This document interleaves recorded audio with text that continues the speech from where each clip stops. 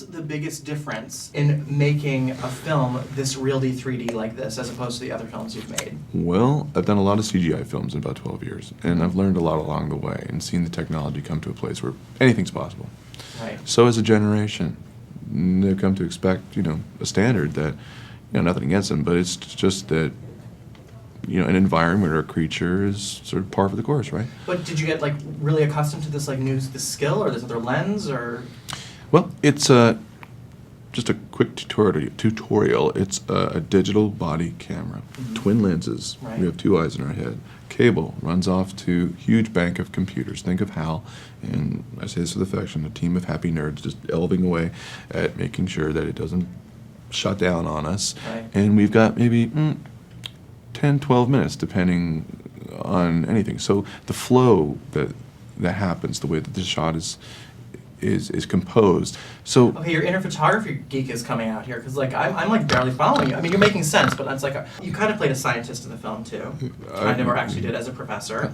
And did you have moments where you're like, oh, this is going to look so cool 3D? Because you're also thinking as a producer too. yes, it's important that he was. It's a subtle point, but that he was a professor who believed in something.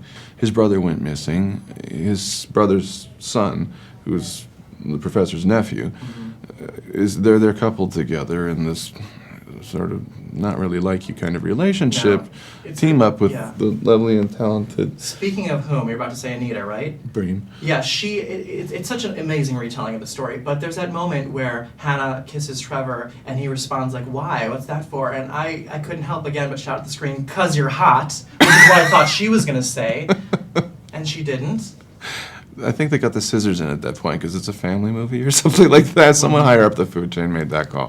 What? But you're very kind.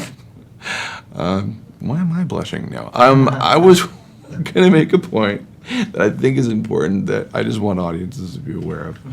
Yeah, it's the first time that this has been done. And the cool thing about this movie is that it makes the audience the star of the movie. Okay? It puts them in the world of the movie. The way to see this picture is to go, wear the funny glasses, Totally. and feel like you're a part of it. Absolutely. It won't disappoint. It's brilliant. I loved it. Thank you so much. Cheers. Great meeting you. Pleasure's mine.